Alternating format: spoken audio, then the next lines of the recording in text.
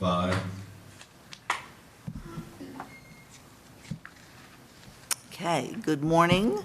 The Academic Affairs, Student Life and Athletics Committee is called to order, and James Floyd will take the roll call.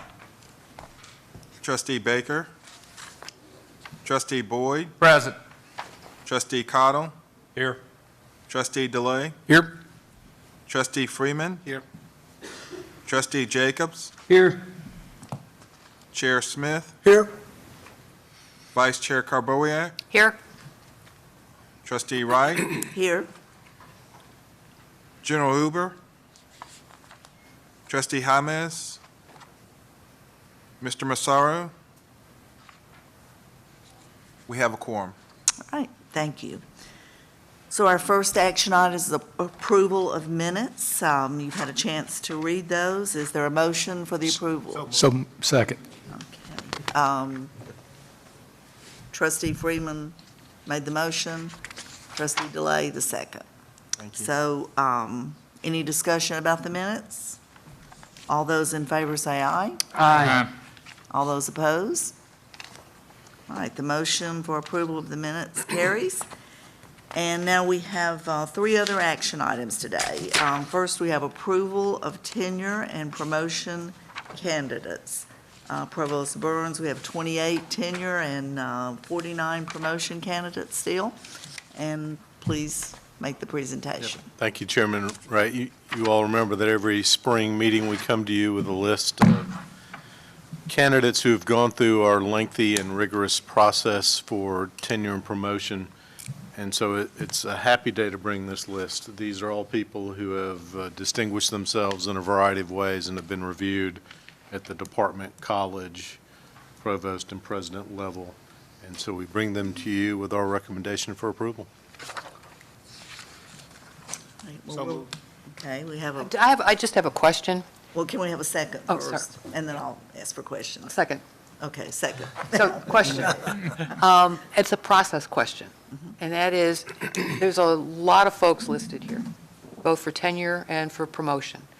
And the board is being asked to ratify those recommendations. But the board doesn't have any of the information. And so my question is this really, should this really be something that comes to the board for approval, since we really can't have sort of the oversight role that a board would typically be required to exhibit, you know, when you talk about budgets, when you talk about, you know, capital spending, or you talk about other action items. Typically, there is discussion about specifics within that approval process. But that's not possible in this context. So my question is not whether or not these are qualified individuals, but it's more a question of why do we need to have this at the board level, since we really can't have an informed discussion about it? And maybe Council Floyd would be able to explain where, you know, where is the, how did this requirement get brought to the board, that there'd be an approval process of this, these tenure and promotions? Right, it flows from policy, which in turn flows from state law with regards to the awarding of tenure.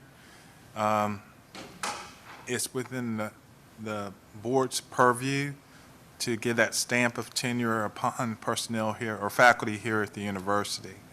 And it's upon the recommendation and review of Provost Burns' area to evaluate the qualifications of those individuals and make a recommendation. So that's why we're here today with this list of individuals for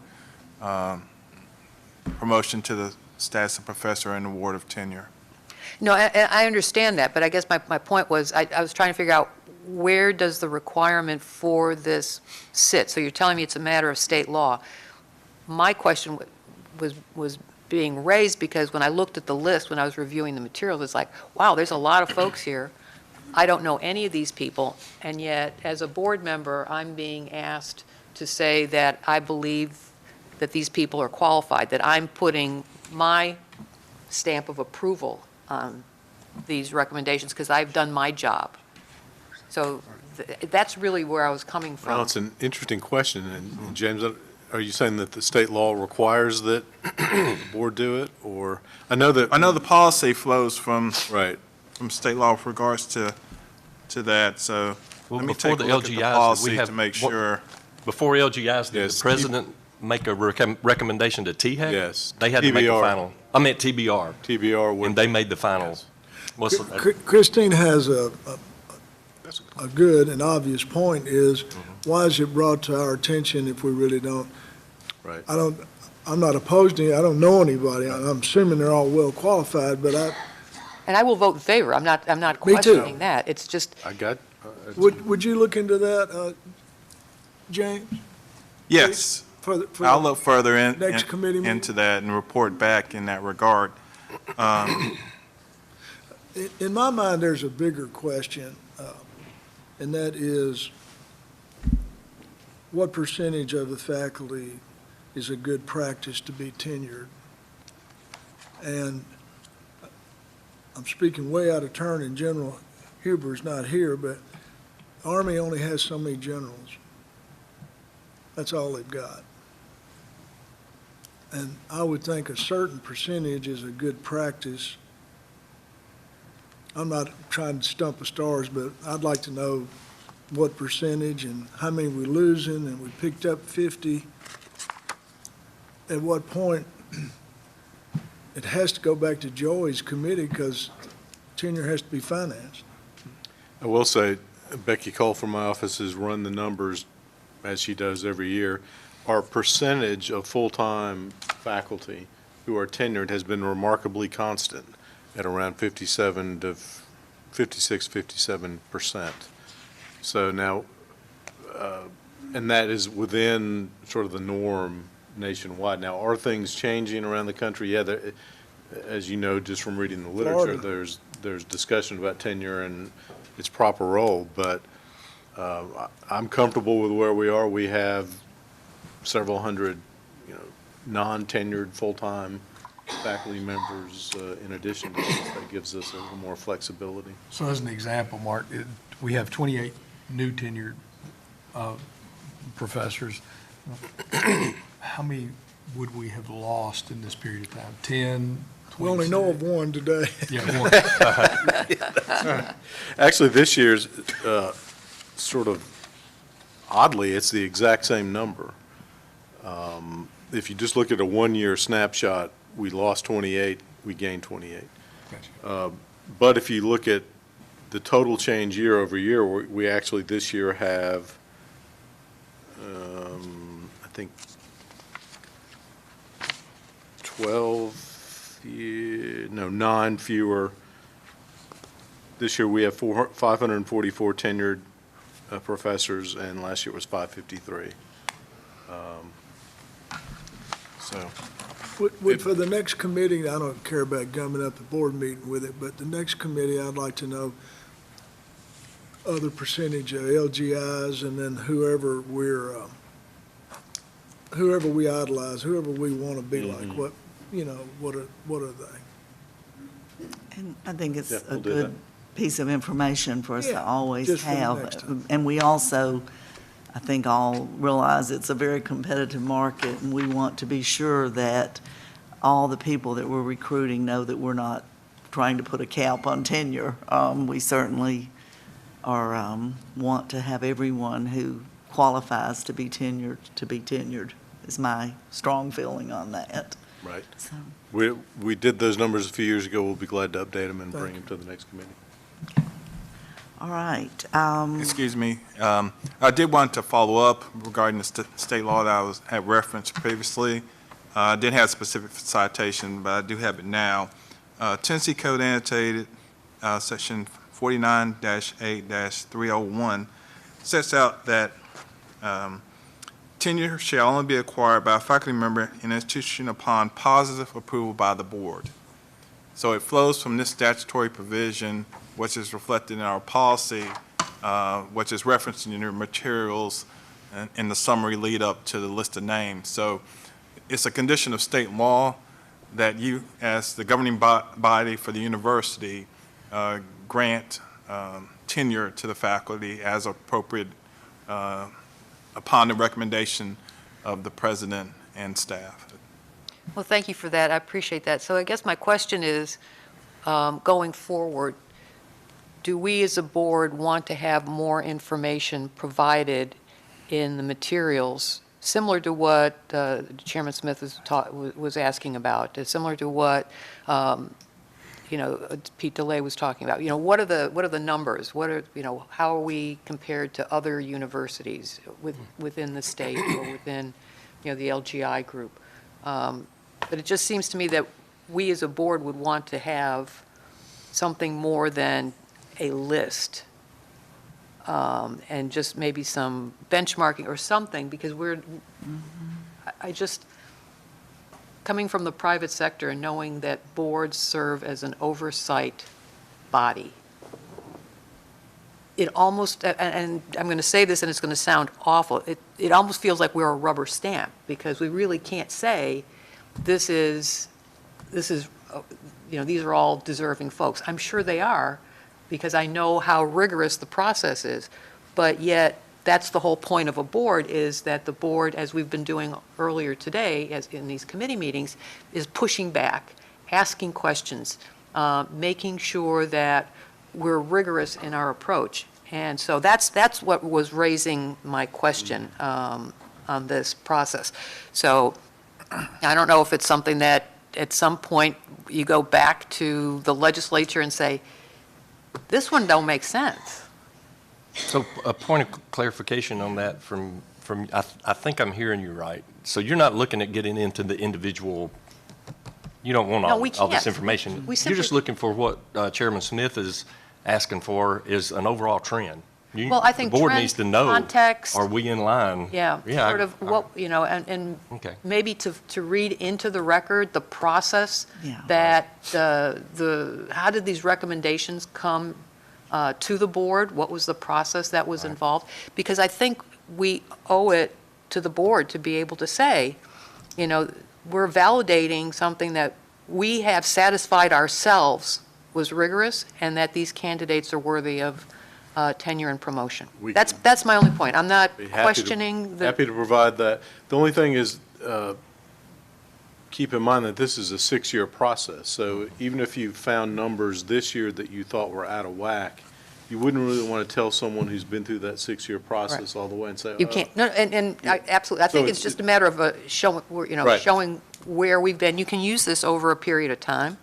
I'm just thinking that, and maybe this is a conversation to be held sort of outside of this, the committee meeting, to get down into the granularity of what something would look like. And maybe I'm simply reacting, and this isn't a concern for the rest of the board. I don't know. I mean, it's just, this was when I was looking at it the other day, it's like, wow, I'm going to vote on something and I really don't have the background for it. well, we'll be glad to work up some possibilities of what might be helpful information. that would be great. And then, yeah, if you want something else, we'll be glad to get you A that. pipeline might be, Yeah. I mean, this may consider, we've talked about it before, if it's good practice to have 50% and there's 100 professors in math and you already have 60, then it's probably not fair to a new hire to let them think they're going to be on a tenure track, even though their position is, if 60 is good practice or 70 is good practice and we already have 90, or you're not going to kick anybody off. I mean, Right. that's just, I would just say those decisions need to be made on the front end. You would say, you would hire a temporary person rather than a tenured person if you think you're out of whack. And we already looked at that, but we'll be happy to share those. Yeah. And, and then the counterpoint to Chairman Smith's argument would be, maybe these are really, really good people, and this particular school or this particular academic area is one that we're extremely strong in, and so we're going to have 70 we're going to be a math. little out of whack in that. But we want to be out of whack in this Yeah. one. That's a good point. And the opposite could be true. It could be a non-producing area where, the program is not, the overall program is not thriving. And we wouldn't want to be upside down on the tenured side of that. Well, and Provost Burns made a good point that would probably be interesting to you, Vice Chair Kubowiak. It's a 6-year process. Tenure is a 6-year process. Promotion to professor is a 10-year process, and every bit of it involves a contract.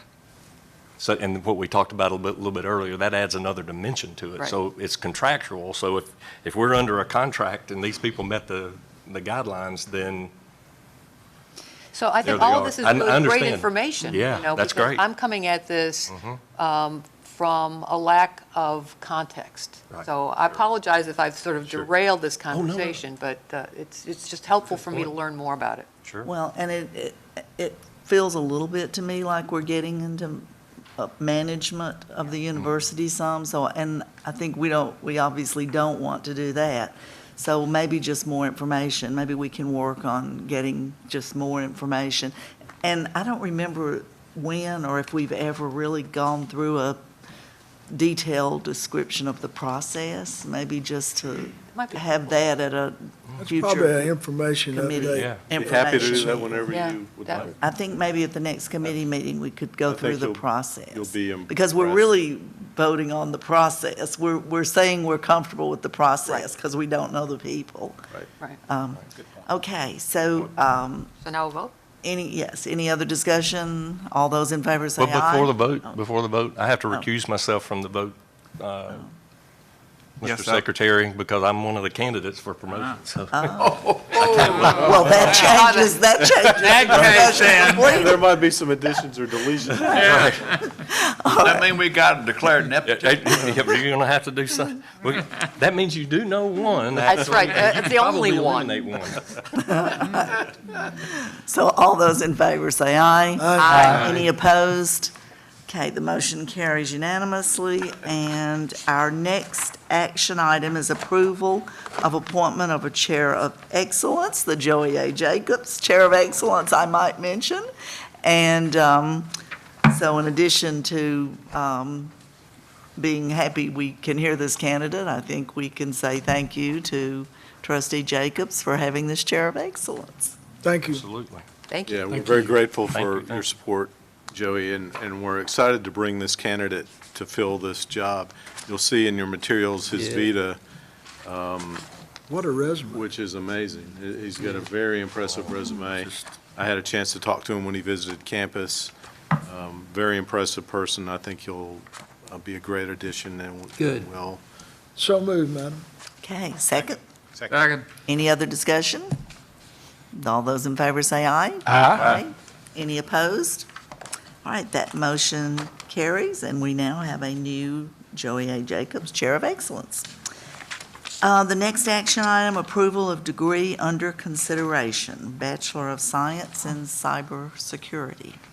Provost Burns. As a reminder, whenever we propose a new degree, we come to you at the front end before we do the real work, and then right at the end, after we've done the full proposal, worked with THEC, and before it goes to THEC. So you get 2 shots at it. This is your first shot at the BS in cybersecurity, which we think is a no-brainer in terms of market need and student interest.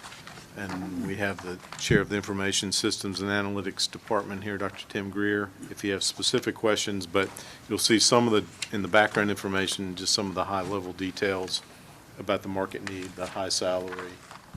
So we're excited about working on this degree with your approval today. All right, is there a motion to approve? So So moved. move. I hear If moved. Tim It's Greer is taken over here, he ought to there. say hello to us. There's Tim. Oh, yes. All right. Tim was here in case you asked me something hard, and thank you for not doing that. But he does a great job, and this will be a good addition to our programs. Wonderful. And James, did you get the second? I did not. Okay, who made, I know Chairman Kubowiak made the second. motion. Thank you. Trustee Freeman. So any other discussion? All those in favor say aye. Aye. Any opposed? Okay, motion carries to approve the degree under consideration. Now, now we're finished with our action items, so we're into information items. We have two. Dr. Deb Sales will present an update on application enrollment activity. So it's easier for me to follow things if I can look at them, so I brought you a handout. There's not a big change. There's not a big change in what I've been reporting all along. Our freshman numbers continue to look really terrific.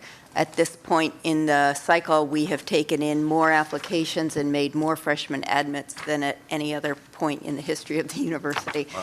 Of course, we also know that students are applying to more schools than they ever have before, so the proof will be in how we come through our customs orientation sessions. That's where I was this morning, was kicking off the first on-ground transfer orientation session this morning.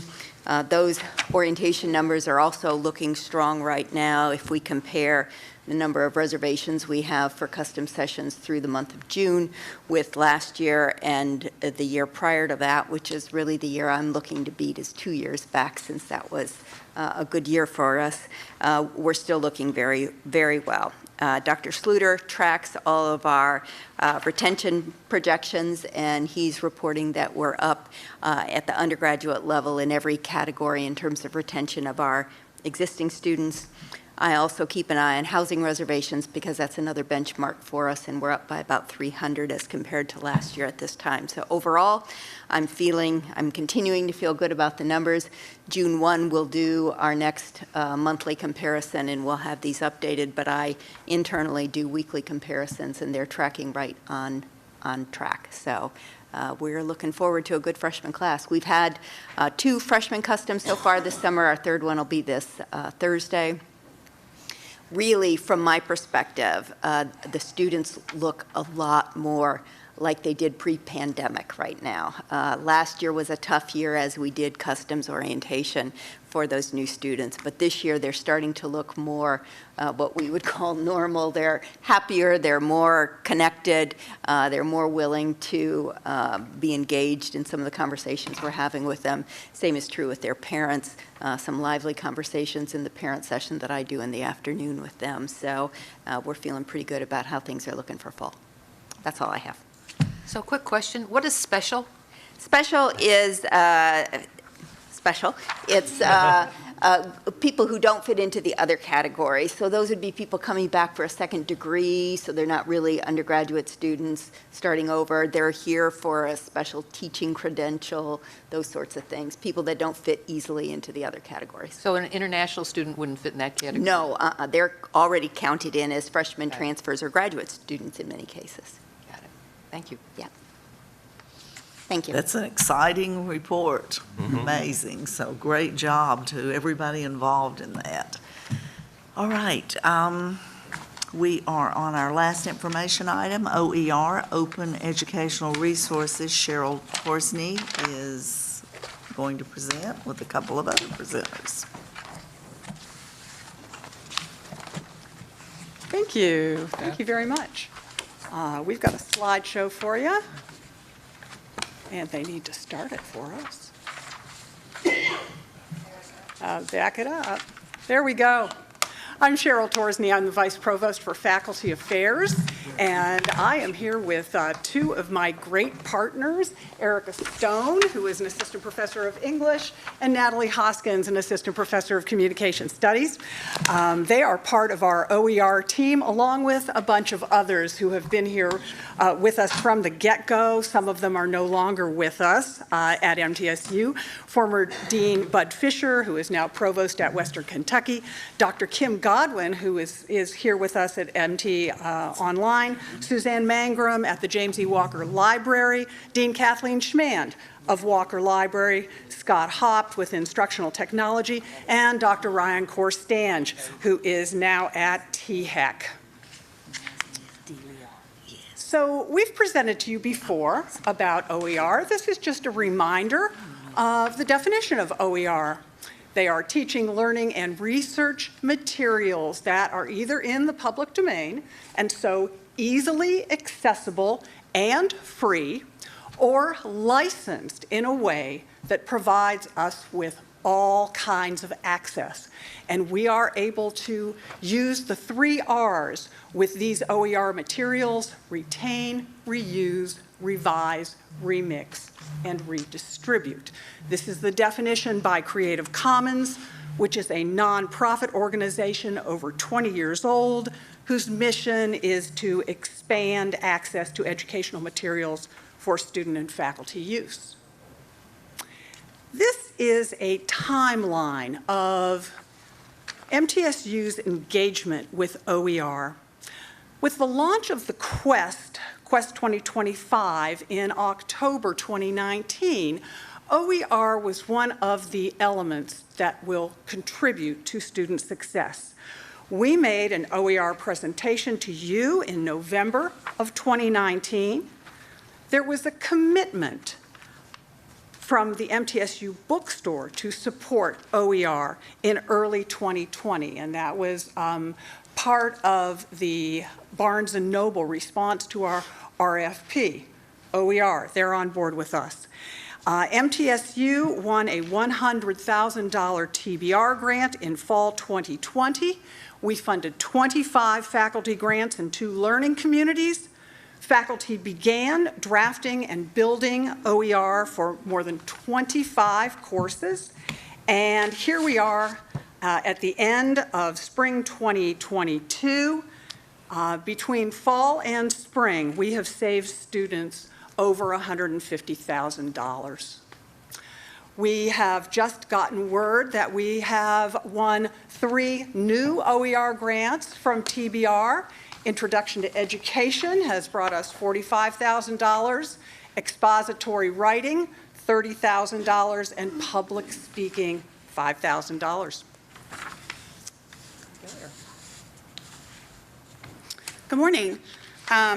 As the outgoing co-PI for this grant, I'm going to rewind it for a little bit and talk with you about what this grant, what the $100,000 covered and the value that it brought to MTSU faculty, students, and staff. The $100,000 grant from TBR that we called Embracing Equity through OER spanned 2 academic years, 2021 and 21-22, and focused on providing instructors with the resources, both intellectual and monetary, to redesign their courses around the use of OER. As Cheryl noted, we were awarded $100,000, 74 faculty, 25 courses, and 2,450 students were impacted by this grant. And that funded not only the 25 course redesigns and the adoption, adaptation, and creation of open educational resources, it also funded the 2 FLCs that we'll talk about in a second.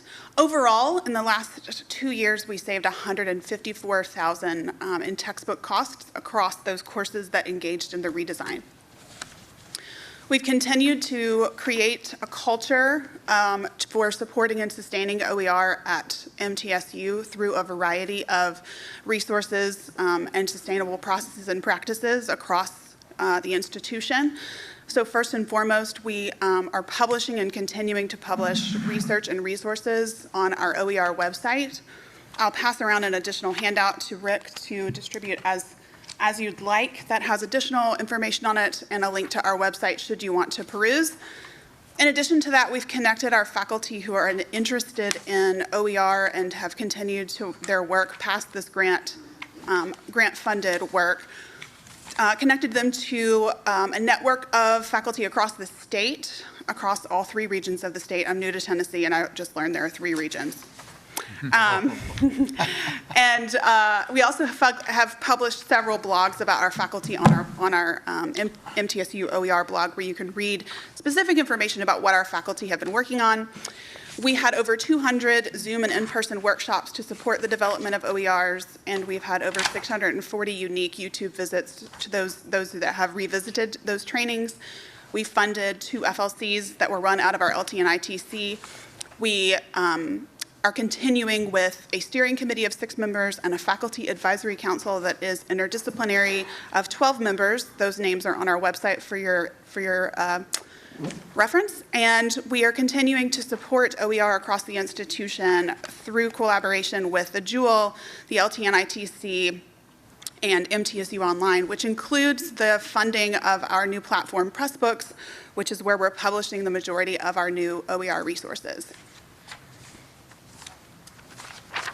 As the Research Projects Coordinator of the OER Steering Committee at MTSU, I am here to remind you why we are doing this important work.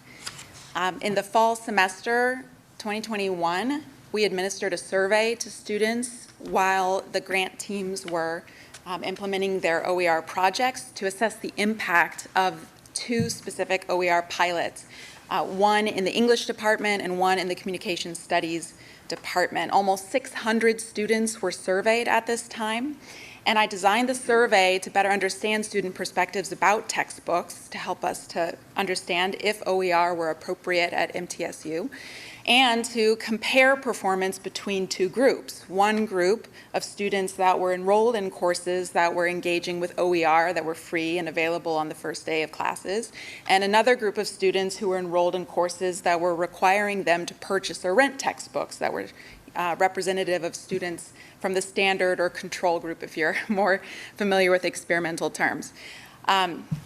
This survey allowed us to compare the two groups and get an idea of how students feel related to their course reading materials, which, as you know, are related to retention, engagement, and success, because their ability to access reading materials as early as their classmates and on the first day of classes is related to their ability to engage in the coursework, to learn, to stay in the class, to successfully complete the class, and then ultimately graduate from their degree program. We learned several lessons through this survey that we administered. One of the first and the bold message there is that 42% of our students in this sample either had delayed access, so they were unable to get their textbooks on the first day of classes, or their financial constraints prevented them from acquiring their textbooks at all. So that's from the subsample of students that were in courses where OER were not available. We also collected students' attitudes and beliefs related to course materials and found, without surprise, that students hold very negative attitudes about purchasing textbooks. They find that they have an increased sense of dread when they add up all of the things that they have to pay for to be enrolled in college, and then they add their textbooks to their shopping cart online at the bookstore and see how many hundreds of dollars it costs them in addition. So they report feeling anxious, stressed, and overwhelmed, so much so that many students reported that the beginning of their semester required them to have to choose whether they could stay in a course or if they had to drop it because of financial constraints. They also very generously suggested that course textbooks should be included or provided by the professor, which we know professors struggle just as much to afford things as the students do. But one interesting opinion we found is that students have very strong opinions about the differences between general education and major courses. So part of the decision-making process for them is that they would choose to spend their money on major courses and not general education, which, as I hope most of you agree, limits their success in college, because the general education courses do provide them with an immense amount of value when they graduate with their diplomas from MTSU. And then finally, we found when comparing the two groups that students who were engaged or enrolled in the classes where OER were being implemented for free and available with no disparities on the first day of class, that the students who used OER compared to the students who used or were required to purchase a textbook, OER students reported a significant difference with having read more often their course materials, reading more closely their course materials, and perceiving a greater benefit and a connection between their course materials and their course performance. So overall, we find that the survey reaffirms our commitment to introducing OER into the MTSU campus. So where do we go from here? We are going to continue to grow our engagement with OER, with assistance from grants from THEC and from TBR. We will encourage more faculty, staff, and administrators to earn Creative Commons certification. We're going to work with the James E. Walker Library to take on larger responsibilities for OER at MTSU. Currently, OER doesn't actually have a home, but James E. Walker Library may be it. We will continue using Pressbooks, that software which publishes OER, and James E. Walker Library has helped us purchase textbooks. We will continue to partner with the Phillips Bookstore. Currently, when the bookstore sends out the textbook adoption requests, they now have an option to check OER. We will spread the word about the OER course attribute in Banner to advisors, students, and parents, so that when students and advisors choose courses for students, they can see in Banner which courses and which sections are going to use OER, so they don't have to pay for textbooks. And of course, we are going to also encourage student input into OER creation as a high-impact practice. And as we all know, high-impact practices lead to improved retention and graduation rates. That's what we have. This is really exciting, everyone. Our sense is that it is revolutionizing learning here at MTSU. It's a national trend, and we are right in there doing the hard work. What questions do you have for us? How much of the $150,000 is an ongoing savings that these materials are going to be used 100%. for years or whatever? 100%. 100%. It will continue to be saved. These are new resources that will be sustained and continued in those courses going forward. And it will grow as more faculty adopt OER. And the breakdown between the general ed courses and the core major courses, what's the breakdown of OER between the? Of the 25, 7 of those courses were gen ed courses, which have a higher impact on the number of students. And the majority of our gen ed courses that were piloted during that time are going to expand. So we're issuing our pipeline attributions that Cheryl mentioned by faculty, not by course. So as more faculty adopt OER from the faculty that created those for those particular gen ed courses, will increase our impact and increase our student savings. What composites expository writings? Oh, Lordy, that is my area. Expository writing is primary research, and which means conducting research on your own.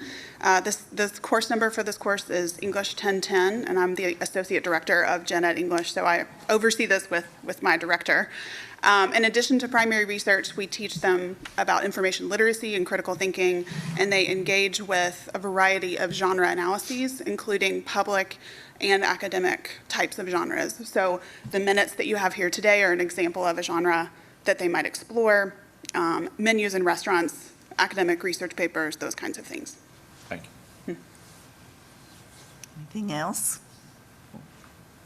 All right, well, it is exciting, and thank you Yeah. for Well your done. work Thank you all in very making much. this happen for us, and good discussion to have after we had budget discussions earlier.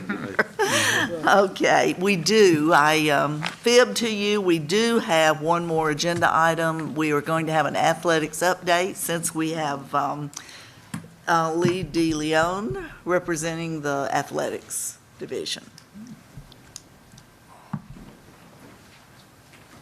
Thank you, Pam. Good to see everybody this morning. Hope everybody's doing well.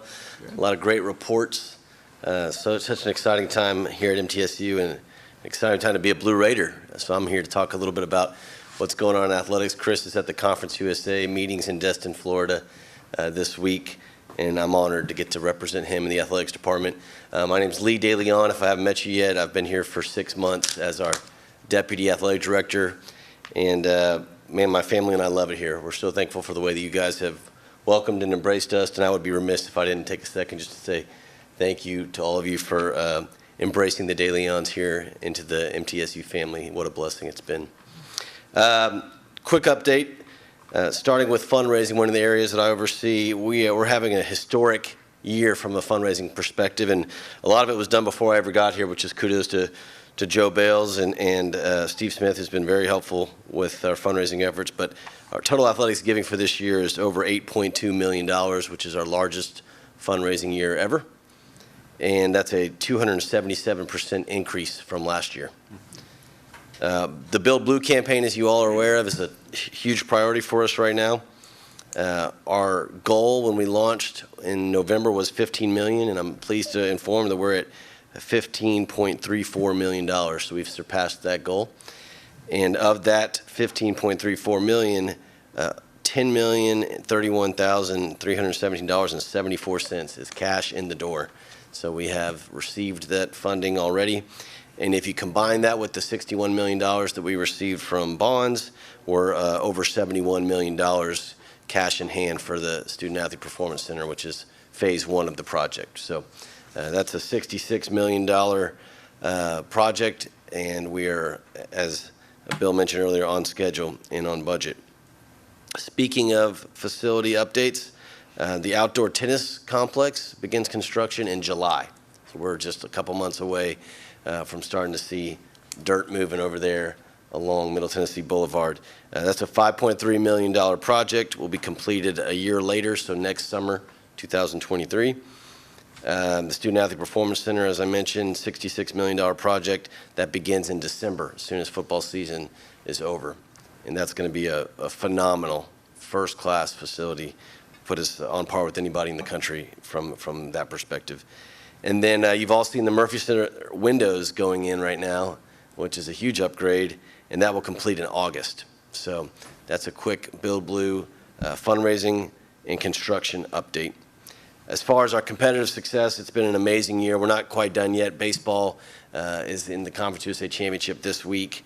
But we've already won 4 conference championships, men's cross country, women's cross country, our men's basketball, which won the East Division, and men's tennis. So we've had a great year. As you know, we had some other big successes. We won our Bahamas Bowl game against Toledo. Our women's basketball made it to the WNIT semifinals. Our men's basketball team made it to the CBI College Basketball Invitational Finals down in Daytona Beach. And our men's tennis team was ranked in the top 20 in the country to finish the year. And the first time we've ever received a top 16 national seed in the NCAA tournament. The men's and women's basketball, one thing I'm really proud of, because all of us played a role in it, is our men's and women's teams were the only school in the country to go undefeated at home in men's and women's basketball this year, which is a testament to the Murphy Center magic we had going on this year. Last but not least, academically, we've had a great year as well. We've graduated 47 student athletes. Our spring semester GPA just finished for all of our athletes, over 400 athletes, was 3.067. Our women's golf team, this blows my mind, had a 3.89 GPA, and our men's tennis team had a 3.85 GPA. Think about that. Our men's tennis team is top 20 in the country and had a 3.85 GPA simultaneously. Really impressive. And then, in my opinion, the most impressive thing is that we had 53 student athletes this semester with a 4.0. Think about that, 53 athletes across the board with 4.0 GPAs. So we're getting it done on and off the field, as they say, and the best is yet to come. Thanks. Go Blue Raiders. Hold on. Okay. I'm new to this. I guess it's questions time. There was some discussion moving that $15 million item to 25. We'd love to do that, and I think we, What's holding you back? we're not slowing down on our fundraising efforts. It's just a matter of announcing a bigger goal, right? So we're going to keep going, keep raising money as much as possible. So there's no slowing down in our fundraising efforts, even though we've surpassed our goal. Joe, Chris, and I just need to decide if we want to do an announcement of a larger number. But yeah, we're going to keep pushing because we want to get that Murphy Center Phase 2 renovation started as quickly as possible. And so to do that, we need more money. So we're going to keep pedal to the metal, JB. Don't worry about that. I'd like to give some encouragement to that. Would you, Tom? Would you, Definitely. Steve? Pete? Y'all encouraged? I'm pumped up about Okay. Yes. How many seniors on the baseball team graduated? I Every think- one of them. Yeah, I mean, everyone that's a senior is graduating. Yeah, Every no one doubt. of our seniors who used up eligibility graduated. And that was 12 or 10. I mean, it's It was a big what, number. 3. Yep. That's hard to do. Yeah, we're graduating our athletes at a high level. Chris Massaro has always made that a priority, and he does a tremendous job in that regard. Todd Wyant, who leads our academic department for athletics, is first class and really does a great job. So, yeah, I should have asked any questions. Any others? Congratulations. He's captive. We've got. Good. Is that it? All right, thank you, Lee. Thank I'm you so holding. much. All right. Let him go yet. Appreciate it. All right, I think that concludes our agenda. I want to say, I think this has been an incredible day.